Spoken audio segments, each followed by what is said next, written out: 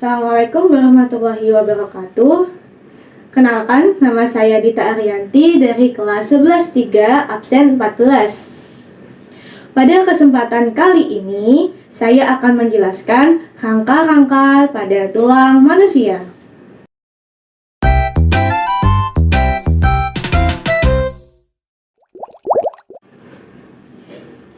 Baiklah, sekarang kita akan mulai dari os kranial terlebih dahulu. Os kranial dibagi menjadi beberapa bagian. Yang pertama ada os frontal. Bentuknya pipih, jumlahnya ada 1. Fungsinya untuk melindungi otak di bagian depan. Lalu di sini ada os parietal. Jumlahnya 1, bentuknya pipih. Fungsinya untuk melindungi kepala di bagian atas. Lalu di sini ada os occipital. Jumlahnya 1, bentuknya pipih. Fungsinya untuk melindungi otak di bagian belakang. Serta di os occipital ini memungkinkan kita bisa bergerakkan kepala kita karena di sini ada sendi yang terhubung langsung dengan os cervix. Lanjut, di bagian sini ada os temporal. Bentuknya pipih, jumlahnya ada 2. Fungsinya untuk melindungi kepala kita di bagian kanan dan kiri, serta membuat struktur di bagian telinga dalam. Lalu di sini ada sphenoid. Bentuknya pipih, jumlahnya ada 2. Fungsinya untuk menghubungkan berbagai dasar struktural tengkorak kita serta menjadi dasar tengkorak kita. Lalu kita lanjut ke os fasial. Os fasial juga terdiri dari beberapa bagian. Pertama, di sebelah sini ada os orbital. Bentuknya pipih, jumlahnya ada 2. Os orbital ada di sekitar bagian mata. Fungsinya untuk melindungi, menopang, dan sebagai perekat mata-mata kita. Di sini ada os lacrimal. Bentuknya pipih, jumlahnya ada 2. Fungsi os lacrimal adalah sebagai saluran dari air mata menuju ke hidung. Di sebelah sini ada os zygomatic. Bentuknya pipih, jumlahnya ada 2. Fungsi os zygomaticum adalah sebagai perekatan otot-otot wajah kita agar kita bisa berekspresi. Lanjut, di sini ada os nasal. Os nasal berfungsi sebagai tempat perekatan otot kita, lalu melindungi struktur hidung, serta melindungi pembuluh darah yang berada di dalam hidung kita. Bentuknya pipih, jumlahnya ada 1. Lanjut, di sini ada os concha nasal. Bentuknya pipih, jumlahnya ada 2. Fungsi os concha nasal adalah untuk memperluas area rongga hidung agar kita bisa bernafas. Lalu juga bisa untuk melembabkan suhu dan memberi kehangatan. Di sini ada os septum nasal. Bentuknya pipih, jumlahnya ada 1. Fungsinya sebagai penegak struktural hidung kita agar tetap bisa berdiri tegak. Lanjut, di sini ada maksila. Bentuknya pipih, jumlahnya ada 1. Fungsinya sebagai tempat perekatan gigi bagian atas kita. Di sini ada mandibula. Os mandibula bentuknya pipih, jumlahnya ada 1. Fungsinya sebagai perekatan gigi bagian bawah kita, serta adanya struktural tulang ini membuat kita bisa berbicara serta mengunyah. Di dalam sini terdapat yang namanya os palatum. Bentuknya pipih, jumlahnya ada 2. Os palatum berfungsi untuk memisahkan rongga antara rongga hidung dengan rongga mulut. Hal ini membuat kita bisa makan sambil berbicara atau makan sambil bernafas. Lanjut, kita ke bagian os etmoid. Di sini ada os etmoid, bentuknya pipih, jumlahnya ada 2. Di dalam os etmoid terdapat sektum yang berfungsi untuk mengeluarkan lendir kita sehingga bisa mematikan antigen yang masuk ke dalam hidung kita. Kita lanjut ke bagian telinga. Pertama, ada yang namanya os malleus. Bentuknya tidak beraturan, jumlahnya ada 2, yaitu telinga kanan dan kiri. Os malleus berfungsi untuk menghantarkan getaran suara dari gendang telinga menuju ke os incus. Nah, di os incus bentuknya tidak beraturan, jumlahnya ada 2. Fungsinya untuk menghantarkan getaran suara dari os malleus menuju ke os stapes. Lanjut ke os stapes. Bentuknya tidak beraturan, jumlahnya ada 2. Os stapes berfungsi untuk menghantarkan getaran suara dari os incus menuju ke 3 saluran lingkaran. Di os stapes ini juga terjadi perbatasan antara telinga tengah dengan telinga dalam. Sekarang kita lanjut ke apendikular bagian atas, yaitu bagian manus. Pertama, di manus sendiri ada yang namanya os clavicula. Bentuknya pipa memanjang, jumlahnya ada 2. Fungsi os clavicula adalah untuk menghubungkan tubuh bagian atas dengan lengan. Lanjut, di sini ada os scapula. Fungsi os scapula adalah sebagai perekatan otot-otot yang memuat otot rongga dada dan bahu agar kita bisa bergerak. Nah, lanjut kita ke bagian os humerus. Oh iya, sebelumnya os scapula bentuknya pipih, jumlahnya ada 2. Baik, sekarang kita lanjut ke os humerus. Os humerus bentuknya pipa memanjang, jumlahnya ada 2. Fungsi os humerus adalah untuk menghubungkan bahu dengan tangan. Di os humerus sendiri juga terdapat banyak sendi dan sebagai tempat perekatan otot-otot ligamen agar kita bisa bergerak. Lanjut, kita ke os radius. Os radius bentuknya pipa memanjang, jumlahnya ada 2. Fungsinya juga menghubungkan antara lengan dan tangan, serta di sini membantu pergerakan apendikular atas. Lanjut, di sini ada os ulna. Di os ulna bentuknya pipa memanjang, jumlahnya ada 2. Fungsi os ulna adalah untuk menstabilitas pergerakan kita saat kita sedang bergerak. Lanjut, di sini ada os carpal. Bentuknya pipa pendek karena dia berbentuk hampir kubus. Jumlahnya ada 16, masing-masing 8 di tangan kanan dan kiri.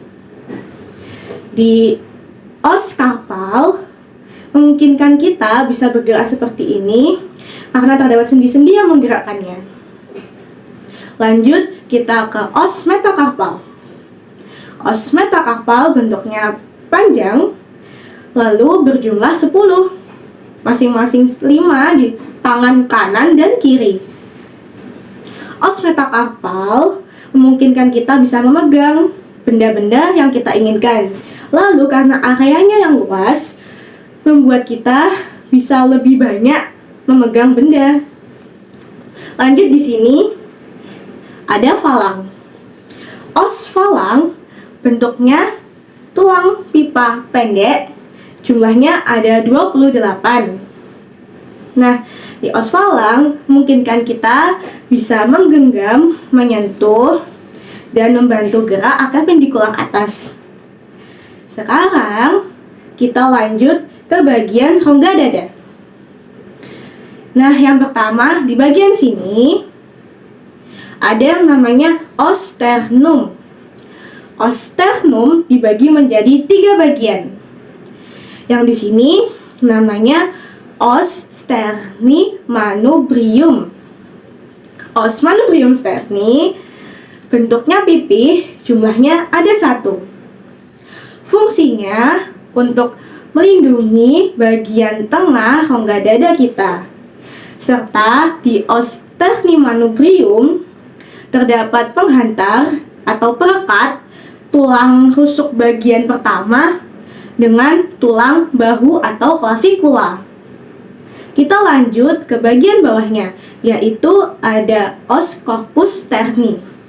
Di os corpus sterni bentuknya pipih, jumlahnya ada 1. Fungsinya untuk melindungi tubuh kita di bagian tengah rongga dada, serta menghubungkannya dengan tulang-tulang rusuk atau os costa.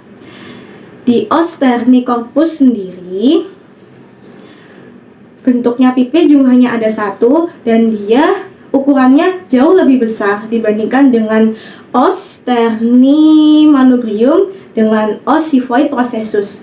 Sekarang kita lanjut ke os xiphoid processus. Os xiphoid processus berfungsi untuk melindungi bagian rongga dada tengah serta terjadi perekatan otot-otot pernafasan seperti diafragma. Os sterni processus bentuknya tidak beraturan, jumlahnya ada 1. Lalu kita lanjut ke os costa. Di os costa sendiri juga terbagi menjadi 3 bagian tulang. Yang pertama ada os costa vera. Os costa vera bentuknya pipih, jumlahnya ada 7 kanan dan 7 di kiri. Nah, os costa vera berfungsi untuk melindungi rongga dada kita yang di dalamnya terdapat organ-organ vital seperti paru-paru serta jantung. Oh iya, di os costa vera melindungi hampir di sebagian besar rongga dada kita. Lanjut kita os costa spuria. Os costa spuria bentuknya pipih, jumlahnya ada 3 bagian kanan dan kiri sehingga totalnya berjumlah 6. Fungsi os costa vera adalah untuk melindungi rongga dada kita juga, walau tidak sebanyak os costa vera. Lanjut kita ke os costa flutentus. Di os costa flutentus bentuknya pipih, jumlahnya ada 4, yaitu 2 kanan dan 2 kiri. Os costa flutentus juga berfungsi untuk melindungi rongga dada kita, walau tidak sebanyak dan sepenuh baiknya dengan os costa vera dan os costa spuria. Nah, itu tadi adalah apendikular dan aksial di bagian atas. Sekarang kita akan lanjut ke bagian rangka bawah tubuh kita. Sekarang kita lanjut ke bagian tulang belakang. Yang pertama di sini ada os cervix. Jumlahnya ada 7, bentuknya tidak beraturan. Fungsinya untuk menopang bagian kepala kita serta menghubungkan antara kepala dengan bagian tubuh atas kita. Lanjut di sini ada toraks. Jumlahnya ada 12, bentuknya tidak beraturan. Fungsinya menopang sebagian besar tubuh kita. Di bagian sini ada os lumbar.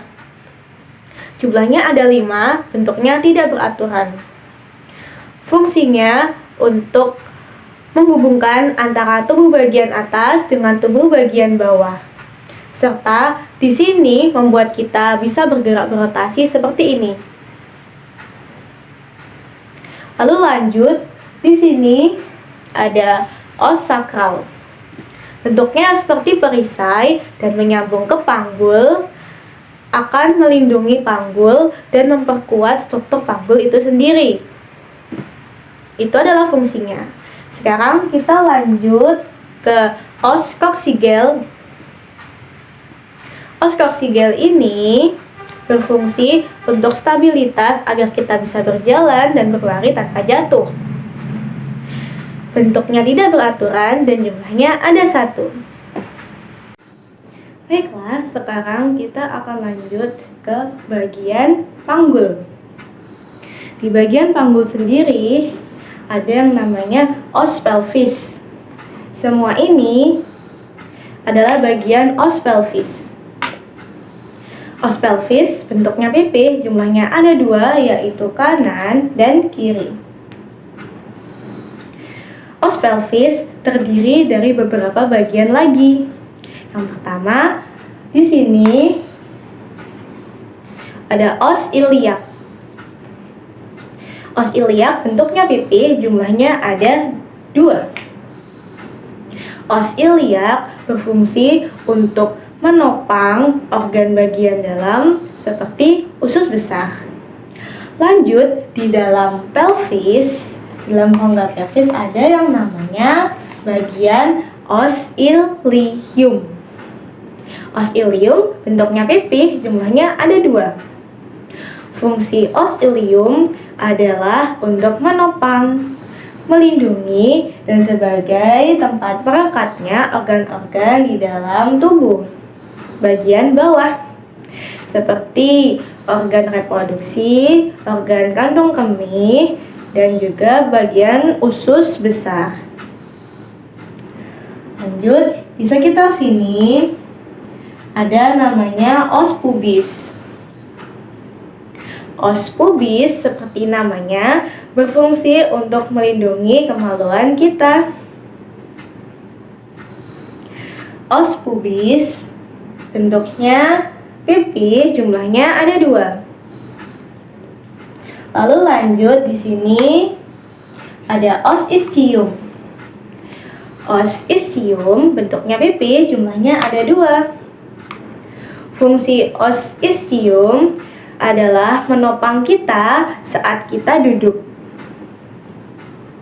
Lalu lanjut, os ilium, os pubis, dan os ischium membentuk bagian yang namanya os acetabulum.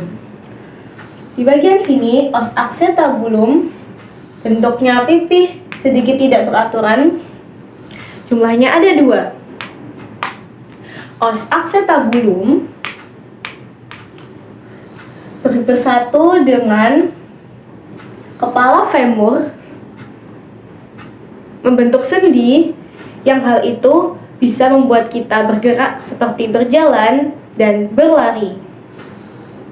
Nah, di sela-sela mereka ini ada yang namanya os labrum, tulang rawan yang berfungsi untuk melumasi persendian ini agar kita bisa dengan mudah berjalan, bergerak, dan berlari. Lanjut, kalau ini ada kepala femur, maka di sini tentunya ada os femur. Os femur ini bentuknya pipa memanjang.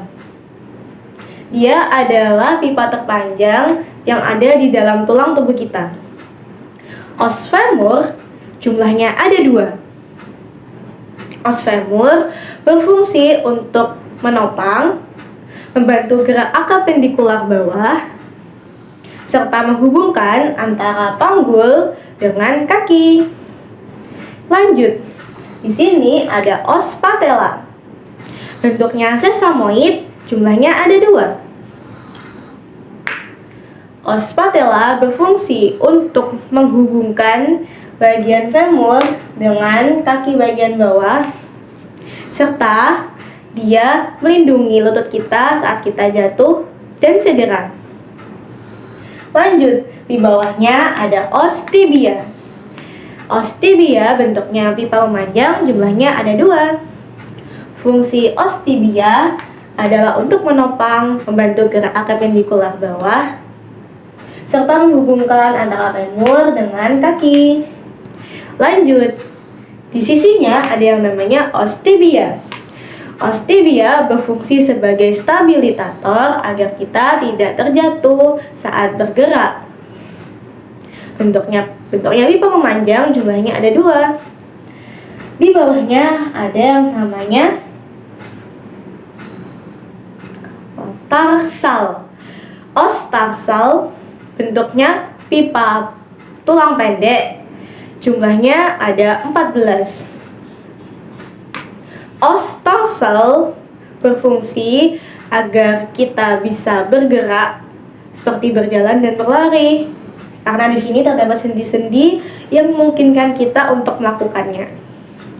Lanjut di bawahnya ada metatarsal.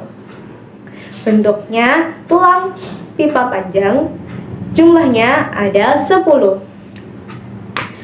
Metatarsal berfungsi sebagai penopang sebagian besar tubuh kita saat kita berdiri, berjalan, berlari.